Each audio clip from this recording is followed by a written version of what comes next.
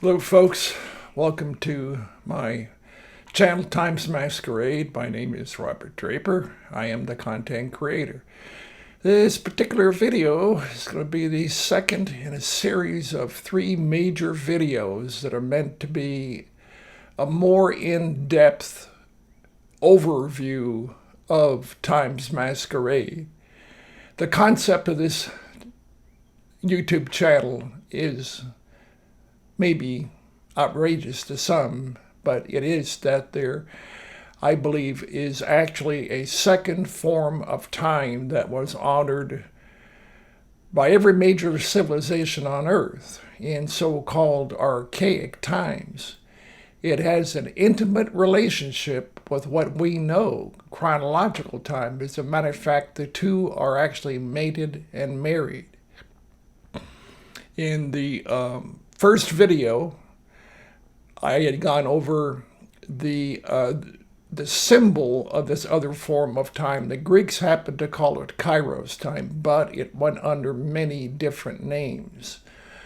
I'm staying with Kairos time because it rings true throughout the Greek coinage. So in the lower left-hand corner of the screen, that is this symbol of this alternative form of time. I could make many rather outlandish statements about this. As a matter of fact, I guess I need to do a mini boogie on this now, because it is a bit like entering into the Twilight Zone. I grew up in the age of Rod Serling in the Twilight Zone, and it may be a combo of the Twilight Zone and Alice in Wonderland falling down the rabbit hole. So you're going to be maybe really challenged by some of your basic core beliefs about time and about where we are in the cosmos and all that kind of stuff. But again, here I will say that this system is simple, yet it's not simplistic. So in the first video, I had gone over deconstructing this symbol that you see in the lower left-hand corner of the screen. As you see, I've color-coded it. It's broken down into 3 parts, a bit like a Michael Jackson tune, A, B, C, Do, Re, Mi. It's color-coded.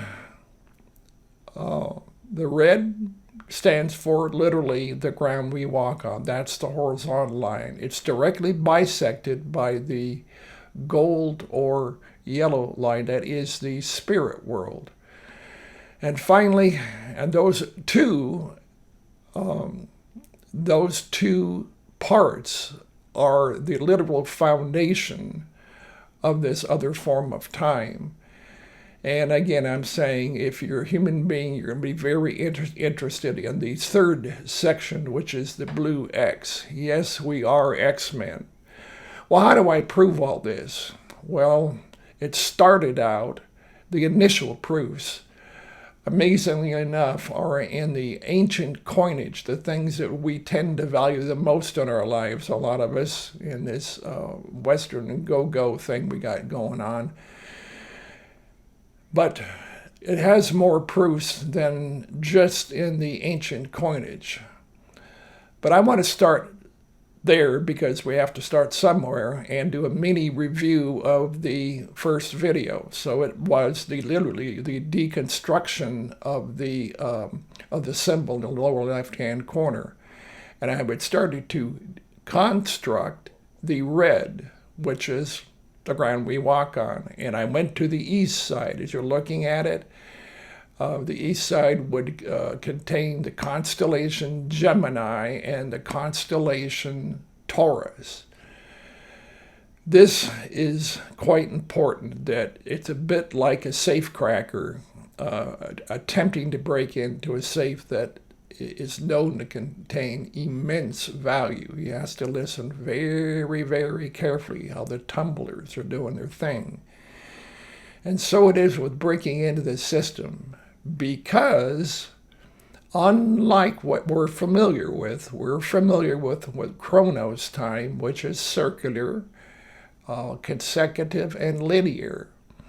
and that is hunky-dory. That's as it should be. However, this other form of time that the Greeks called Kairos time is not circular, it's not linear or consecutive, yet it has chronological time embedded in it. And it may help to say right now that the Greek definition, the archaic Greek word kairos, actually means the etymological roots of it. It means archery and weaving. So this other form of time, there is a way to tell time this way, but it bobs and it weaves in a very unusual pattern to create what you're looking at in the lower left-hand corner. So I'd gone over the import of the constellation Gemini. That's the very first constellation. And I began to see an elegant, sophisticated pattern, a good deal like when major mathematicians, they have a theory about some field of higher math, and they describe it as very beautiful. Well, indeed, this system is exceedingly beautiful. So, to cut to the chase, as a mini overview, the constellation Gemini does stand for life, literally coming into this mortal sphere, not only of individuals, but also of entire ages and ideas and so forth. So it is literally a portal for life and fertility. The other side of the same coin, oftentimes in the archaic world, was the constellation Taurus, which is right next door to Gemini, and it is a known sacrificial, was and is a known sacrificial animal, and the various constellations that surround it all have to do with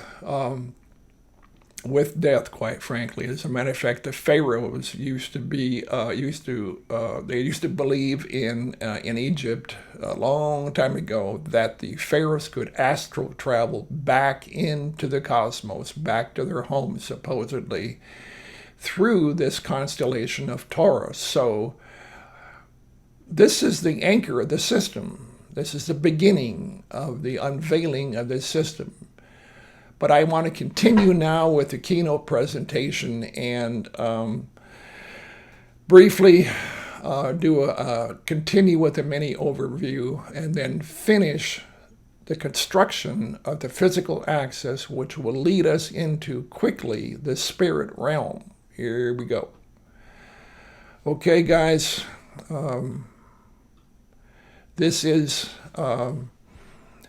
my image, this is my moniker of, I'm basically calling Chronos time has been wearing a mask for a lot longer than 2 years, a lot longer, because this other form of time has existed, does exist currently, and it is entwined, if you will, with chronological time. So that's kind of my cutie pie hook for this thing, because it is an enormous hoax to believe that this other form of time is irrelevant or it doesn't exist. That is simply not true. And I've chosen this image. The recording of this second video is in the middle of June. It's almost right in the middle of the year. As a matter of fact, we're about 2 or 3 days away from the summer solstice. So we're right in the middle of 2022.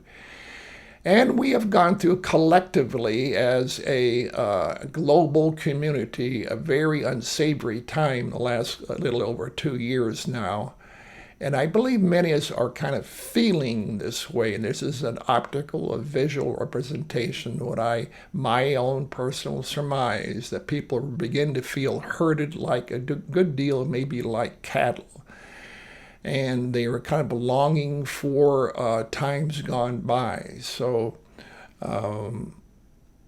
let's just go to the next one. And all right, this is a coin. Again, this guy's on the run on the left. This is a coin from Crete, the island of Crete. This is supposed to have been where the birthplace of modern Europe. And Crete is famous for something called the labyrinth of Gnosis. Gnosis was the capital, or primarily the head city of this very old civilization. And there was a myth there that underneath this palace of Gnosis was a labyrinth, which was, and that is the labyrinth on the right-hand side. It was made to be deliberately confusing and a massive puzzle. I don't want to go down that particular rabbit hole. I've done, pardon me, a podcast on that. But what I find fascinating, and by the way, guys, the coinage of the ancient world has a treasure beyond the monetary value of what people were concerned with then, as now, getting by day and having a means of exchange. Well, I'm into something called numismatics. That doesn't sound very exciting, doesn't sound very racy. Matter of fact, I'm into something called ancient numismatics. That's what you're looking at. Because there is a code on the coins of the archaic world that is extremely relevant right now. And anyway, so this labyrinth was, I believe, a placeholder for the hiding, if you will, of this other form of time. It was meant to be almost like a jamming of a radio frequency, of a major message. And right in the middle of this labyrinth is this same symbol that you saw. I was attempting to explain. That's broken down into 3 parts. There's a dot right in the middle and 8 radiating spokes. That is this lost architecture of time that is I'm attempting to unveil right now. So that's on the island of Crete. Now, this, once again, this is the symbol. It has been done, as I did in the first video. I went over maybe 7 or 8 different images from the major civilizations in the archaic world. The foundational civilizations all honored this symbol, and they had a little bit of a different boogie on it, but it was the same energy flow and the same meaning. We're talking about some story in the heavens that surrounds us, meaning the ecliptic or the zodiac. No, I'm not talking about astrology. Now, this is our neighborhood. This is our hood. This is where we live. And where we live is on a rather flat plane that does contain our sun and moon and the planets. But it's arranged in a very interesting configuration. I may be saying the obvious to some people out there, but it is on like a flat, giant dinner plate or tortilla or taco or something like that, plus or minus 6 or 7 degrees off center. And this is very important because our symbol directly relates to this you're looking at. And not only that, again, it's a 3-part boogie we're going to be getting into. So this is the first part. This is our home in this flat configuration of what you're looking at, the sun and moon and planets. But surrounding us also are the 12 constellations of the zodiac. And they also lie in this same thin plane that we're in, or vice versa, however you want to look at. Now, this is looking at our solar system, our neighborhood, from the top down, if you will. So it's just like almost, guys, like if you were to take a dinner plate and look at it, sideways or top down. I'm going somewhere with this because this is the definition of the symbol we're looking at. Now, this is an artist's rendition of the constellations surrounding, this is going looking top down, surrounding our solar system, which would be in the center. So we are in the same thin area as the zodiac or as the 12 signs. This is how we tell time. So, so 1, 2, 3, A, B, C, do, re, mi. But it doesn't end there, and it gets very kind of trippy at this point, because a few short years ago, there was something called and there still is, it's called the European Space Agency. And the folks there were interested in attempting to understand in a finer, to fine-tune their understanding of what's called the Big Bang, if indeed that actually ever really happened as far as a bang goes. But they sent up a spacecraft to look for the cosmic microwave background radiation of this Big Bang. And it took a while. It was about a year and a half before they started to get signals that they could decode and get some kind of a story flow or narrative about way back when. And what they found out really shook up some of the scientists of their day, because they came up with what you're looking at. And what you're looking at is the composite, one of their composites of the universe. And as you see, it's basically divided in half there.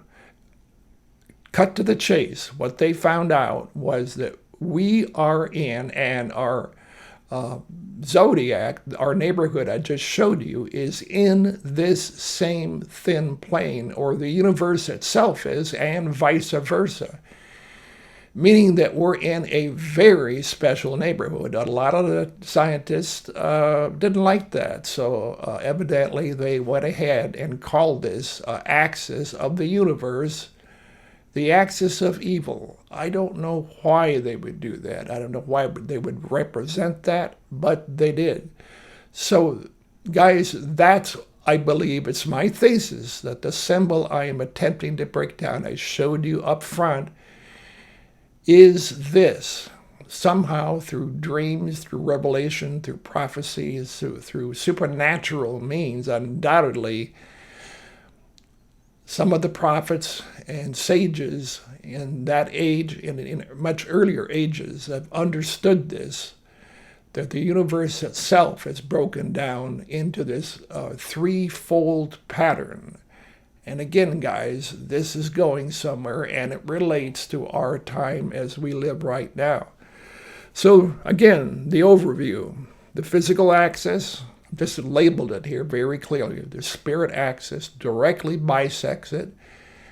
And this is where these two videos, the first and second, are attempting to depict.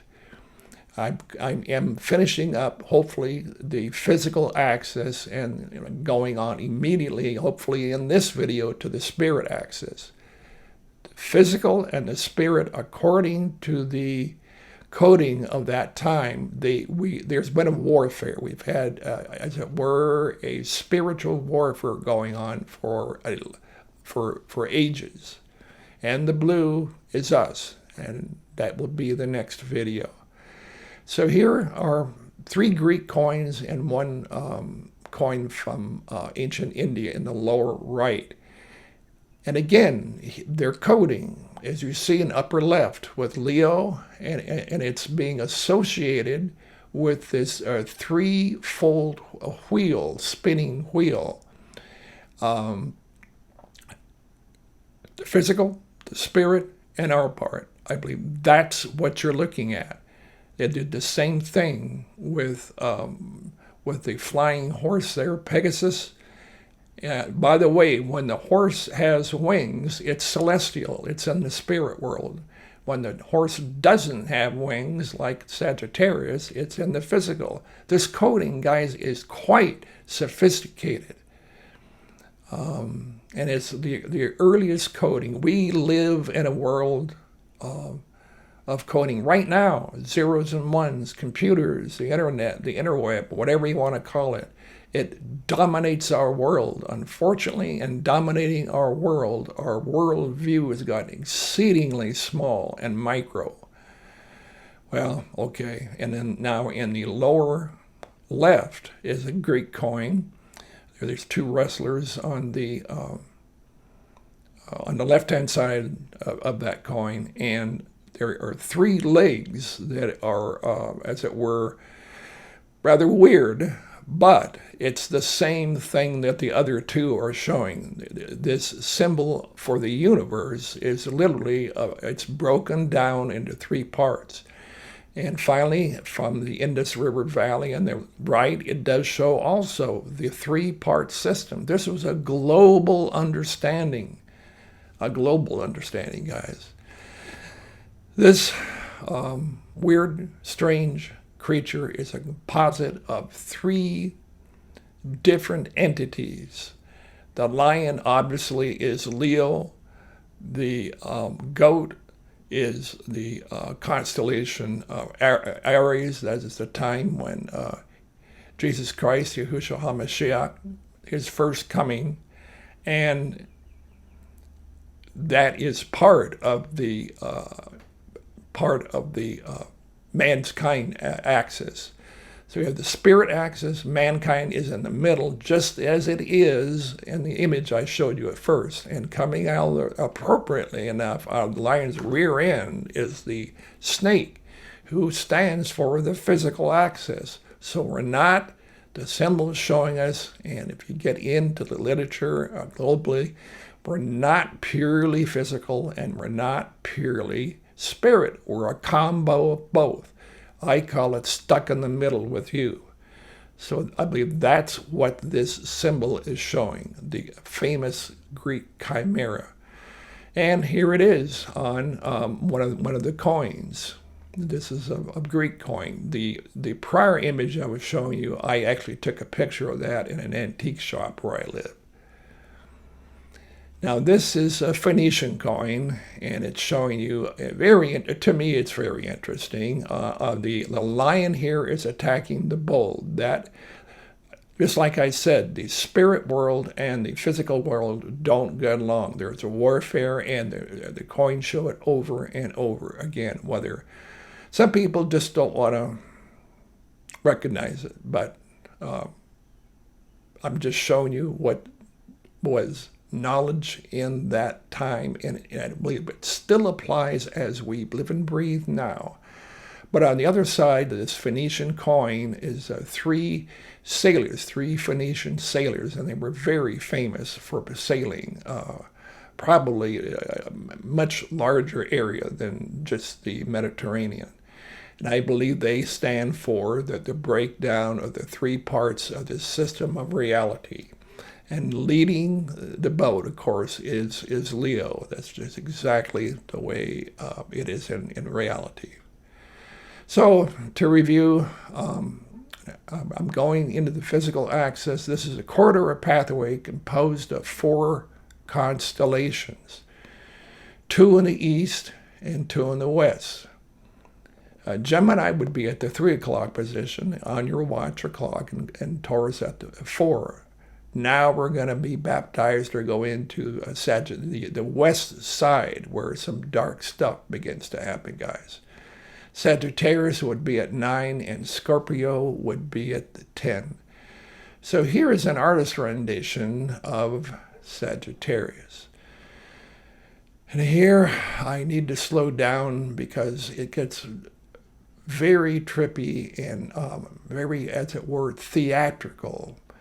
The east side, we had a Simple Simon kind of situation where we had life and death.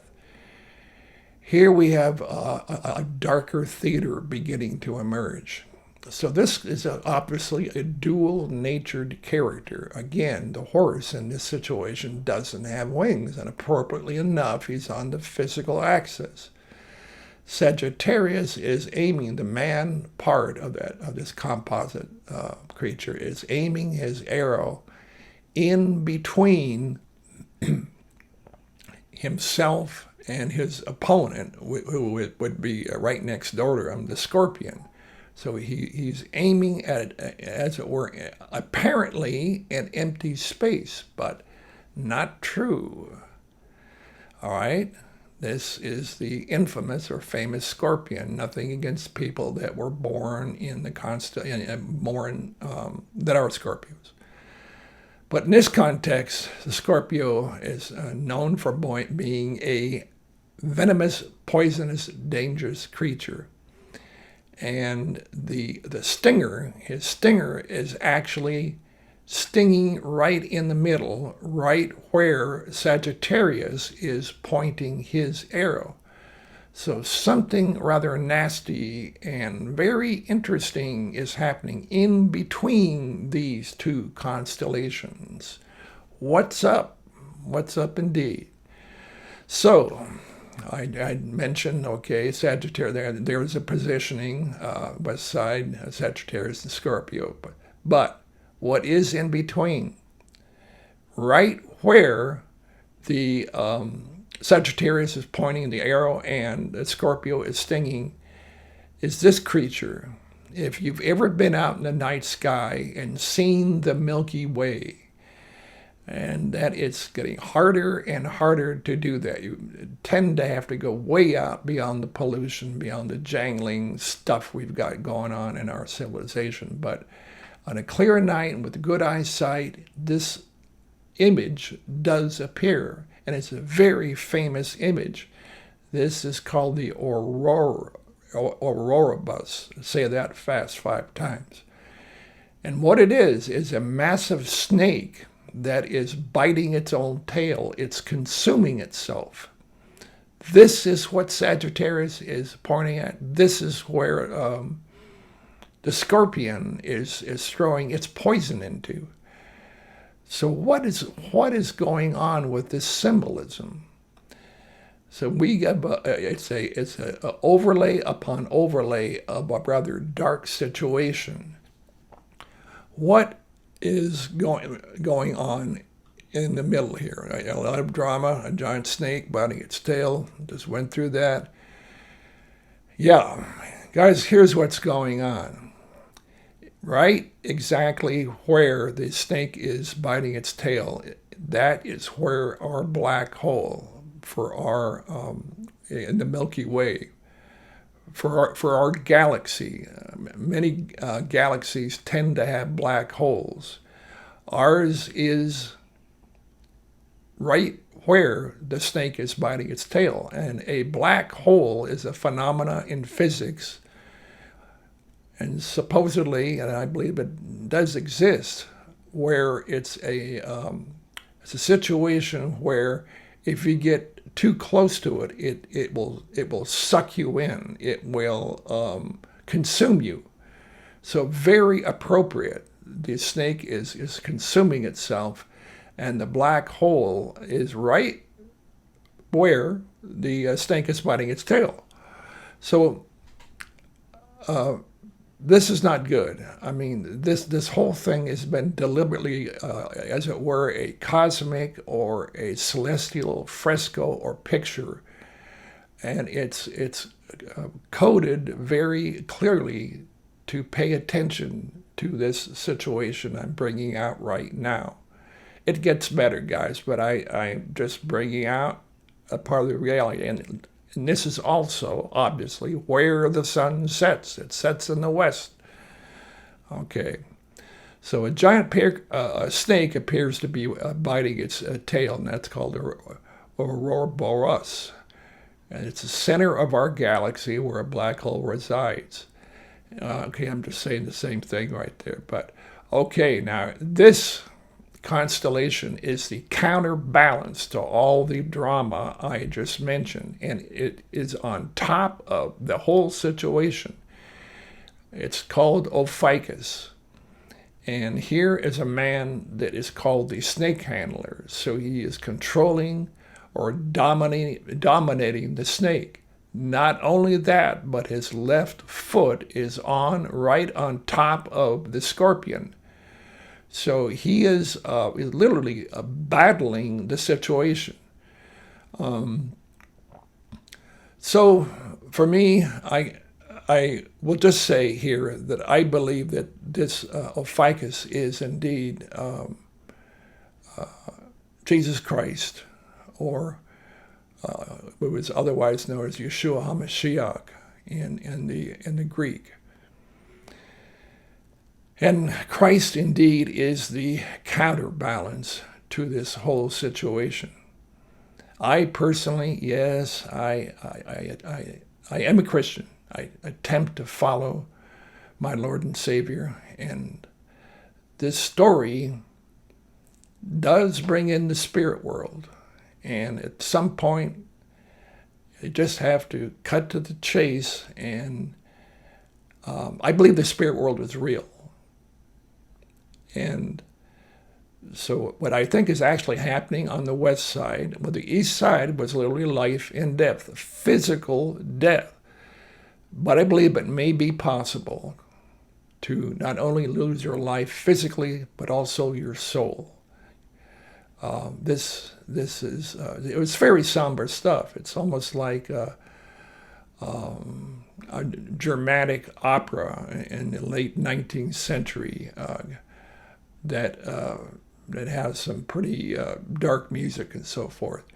But this whole system is full of apparent conundrums or problems, but it's answered by what you're looking at. There's always a counterbalance going on. That's just why this system, I call it, it's beautiful, it's sophisticated. It is been up there for aeons, way before I could attempt to define. So this is the west side, and there is hope. There is a great deal of hope because of this character Ophiuchus, which I believe indeed is Christ. So, yep, there's the Milky Way, and that is the death. But I don't want to. I want to end each one of these with hope. And like I said, Ophiuchus is a counterbalance to this situation. Now, this is a Greek coin, and there is Sagittarius. It's quite difficult. There aren't many coins with Sagittarius on it for whatever reason, but there's one. Not only that, directly in front of Sagittarius is our 8-pointed symbol. And this is a Greek coin with Scorpio on one side and the dolphin on the other. I believe that this is what's called the Great Cross, as when some Catholic priests cross themselves. This is the foundation I'm attempting to introduce people to so we can go on to the real horse race. Well, I'm calling it. It gets very exciting, I believe, in the third video, but you kind of have to get your grasp a bit on the foundation of the spirit axis and the physical. I believe that the dolphin actually stands for the constellation Aquarius, because Aquarius is pouring this huge vat of water in the mouth of a single fish. Now, we are in the constellation of Pisces, and that is two fish that are connected by a band, but they're going different ways. They're not united. I believe that it literally stands for the two houses of the house of Israel. They will be brought back together in the age of Aquarius. That's what you're looking at. Now, this is Leo. Leo is at the very top, appropriately enough, of the vertical spirit axis. And on the other side of the same coin is the Scorpion, which stands for the physical axis. Again, it's a different bogey or a different way of saying the same thing. It's the Great Cross. It's almost like a form of modern jazz, variations on a theme. This coin is what I would call a Barry Bonds knockout. I lived in the San Francisco Bay Area during the time of Barry Bonds, who's a famous baseball player. And he was a kind of a home run king. Okay, so this is a Roman coin, and on the left is Caesar. And on the right is the goddess Africa, who is reclining. And she's holding in one hand, close to her body, wisely, is a cornucopia. Cornucopia stands for the constellation Gemini, a birthing, a fertility, a coming forth. The cornucopias are all over certain Greek coins, meaning that it stands for that constellation. And she's holding out away from herself, wisely, the scorpion. However, what she's doing by actually this picture, I believe it's actually a stage metaphor for the physical axis. It's literally what we're looking at. And Africa is actually in the center of the Earth's landmass, because the Great Pyramid is in the continent of Africa. And so that's another rabbit hole, but this is amazing confirmation of the existence in the sky of this physical axis of which we are a part of. That's not our whole reality, but it is what many of us think is our whole reality. That coin is very special. So, time for another deep breath. And we go into the spirit axis. This came for me fairly quickly because I began to see a continuous pattern of balance, counterbalance, and a flow of energies that were harmonious. And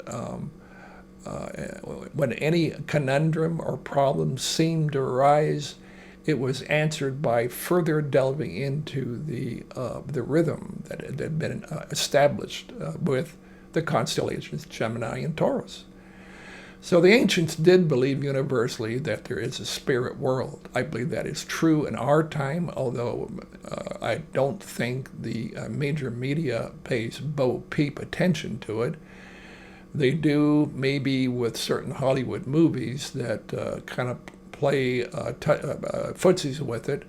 But this vertical or gold line is directly bisecting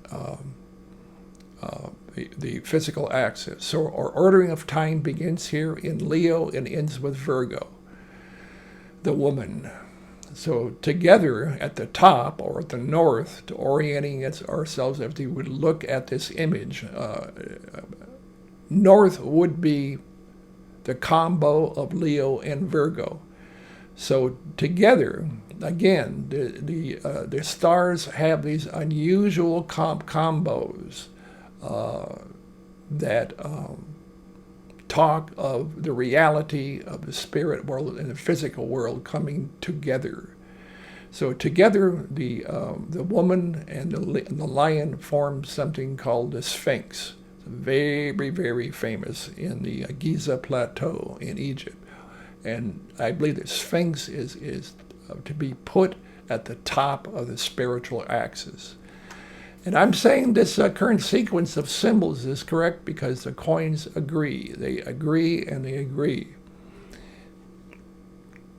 So here is different coinage depicting the constellation Leo. Leo is, I believe, the king of time, of both chronological time and Kairos time. So there at the top is a Greek coin, and above Leo is this 8-pointed symbol, which stands for the universe. And directly below Leo is the naughty. That's the snake. So it's a play of opposites.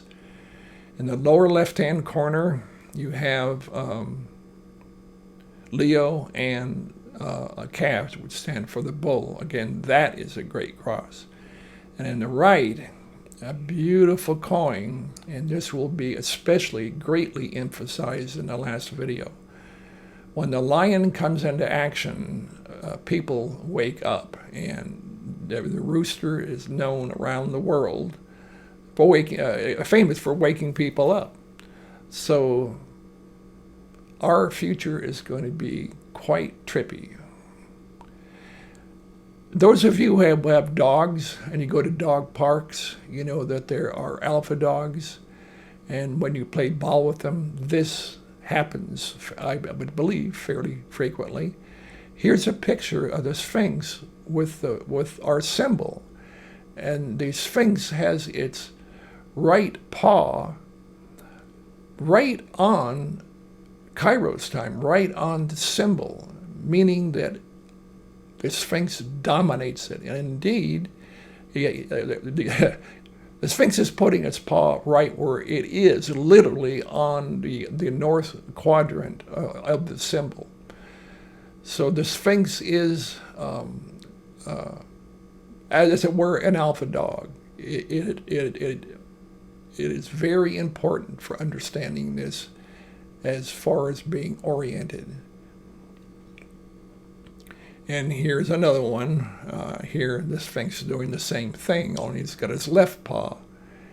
And the image isn't too clear, but it's clear enough. We're talking about some of these coins are 2,500 years old. Not bad for existing that long. Okay, so that is at that we just went over with the Sphinx. That is at the northern quadrant. Now we go down to the south. This is why it went so quickly, because in the prior first video, well, yes, in the physical axis, especially on the west side, what I've just gone over, it was very dark and very chaotic, and things were fighting against itself, and there was an enormous battle going on. When you enter into the spirit axis, things calm down enormously. What you're looking at is the constellation Pisces. I believe that is where we are right now. I believe what you're looking at is the two houses of the house of Israel, the house of Judah, and the 10 tribes of Israel that are so-called, pardon me, lost. This is where we are. And we are going to flow into, I believe, quite soon, the constellation Aquarius. Well, okay, so here is another Greek coin. The bull is a physical axis, and the two fish down below, that is just what I just showed you, the constellation Pisces. So this, again, stands for the Great Cross. It is actually the foundation to understand where we are in reality in the cosmos and in the spirit world. Now, this is gold coin, very early coin, by the way. It's probably 2,600 years old. This is Pisces. Note how the two fish are going in different directions. So this is unmistakably the constellation Pisces. This is a beautiful coin.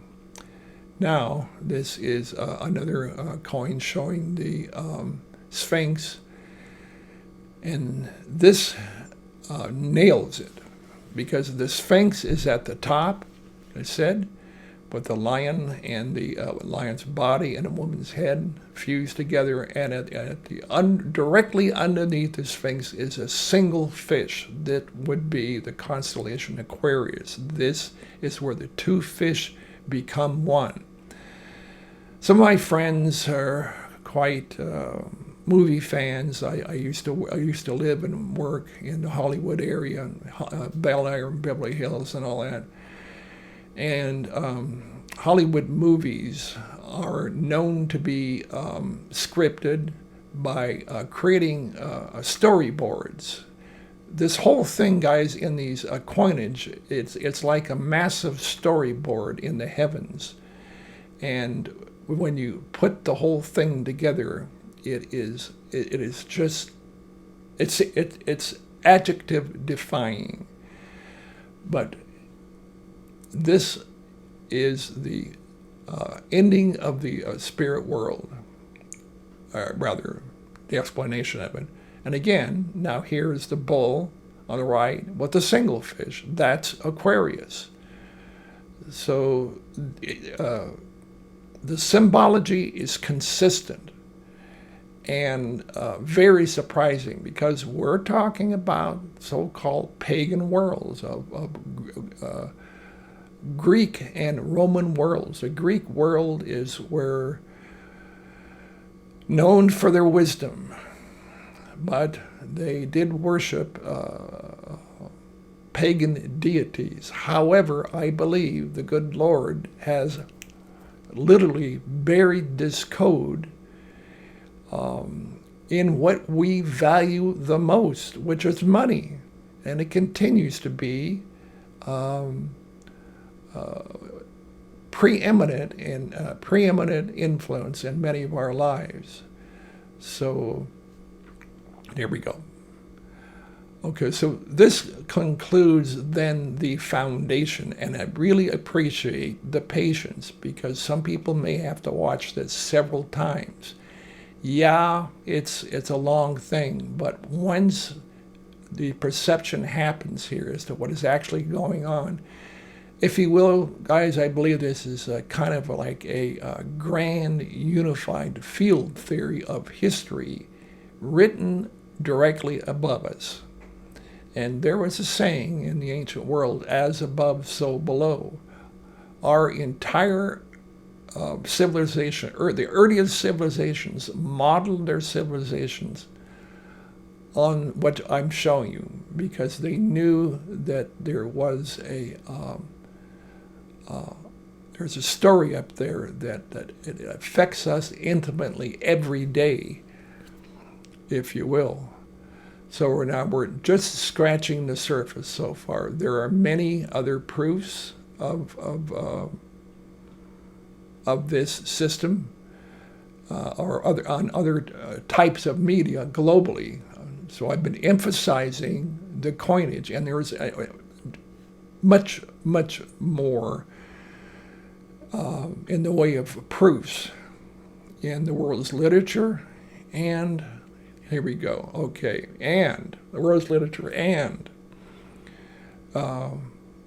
6 images that will hopefully verify my statement just now. And that is that the Dendera zodiac in Egypt is laid out precisely with the physical and the spirit, and then our part is the X, which is the single entities to form the cross. Also, I'll be getting into, in the 3rd video, the extreme import of the Great Pyramid of Giza, indeed the entire Giza complex, meaning what you're looking at, plus the Sphinx, and how it ties into this whole system.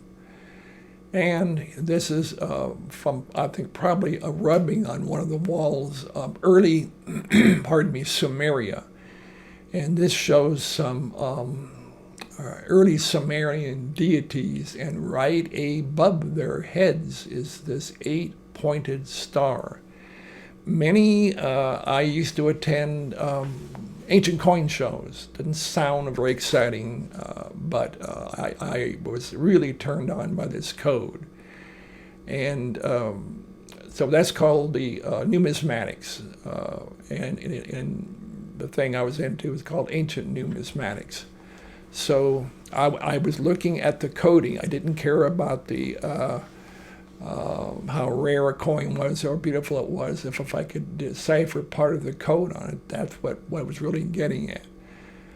So one of the earliest civilizations on Earth, and here are, it looks like one of the gods because it has wings on the left, and maybe a priest of that god approaching him. I don't know. But the center of attention is always drawn to this symbol. They took this quite seriously.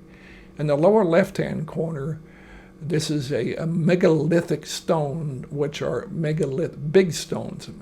Mega means big, and lithic means stone. Big stones around the world. They tend to be oriented towards certain constellations and patterns having to do with time. I believe I'm introducing to you the time they were concerned with was not necessarily chronological. That was part of it, but the other half, and it's the biggie, is Kairos time. And when you get an understanding of them and they're combined, it's fireworks and extreme clarity into certain enigmas that have puzzled people for generations. This one, I believe, is in either Ireland or Scotland, and it has the 8 pointed it has the 8 fans coming out from the center very clearly. The one in the lower bottom center is it's a Buddhist mandala. They're done in a number of different ways. Sand paintings, meticulously, they take them hours, sometimes probably days to do these things. And they're laid out in the same pattern, I believe, as what I've been showing you, but in a very beautiful and articulate manner. In the lower right-hand corner, I believe this is from the Four Corners region in the United States, and it's on a rock. It's various images from hundreds and hundreds of years ago. And in the upper right corner clearly is the circle with the 8 radiating spokes. So this is a comprehensive global thing going on here, which I'm attempting to tie back into our current age. Well, I'm going to come back to myself and let's see here. Thank you guys for staying with me on this. This whole thing is a bit of a teaser, if you will. And so this is the foundation to go on to our part in it, because we are the blue X. This is where literally chronological time is introduced. But it's not going to be what we know daily, circular, and round and round. It's going to be a bob and weave thing, but it's not going to be at all complex. And the next video, we're going to go into the Giza complex. Like I just mentioned, it does play a huge part in this, as does the reality of the spirit world. And again, I'd say I am a follower of Jesus Christ. And I believe the Christ is at the very heart and center of this entire system. I just have to say that and state it because this whole system is based on it. So also, it's a teaser, and to tie it into our times now, there are 3 things, 3 prominent things that will be of interest in the next video. And it is, one of the things is the Giza complex. The other is what I just mentioned, the reality of the spirit world and of Christ being at the very head and leader of the spirit world. And what happened in many of our lifetimes, that was a short time ago. I'm talking about December 21st, 2012. Hollywood made fun of it. We're all going to die, a disaster movie. The Mayans had a much more acute perception of it. And I want to do an overlay. I believe it was a major shift point to making this whole system relevant to our lives now and in our immediate future. So guys, thank you so much for your patience once again, and I hope you do stay tuned for the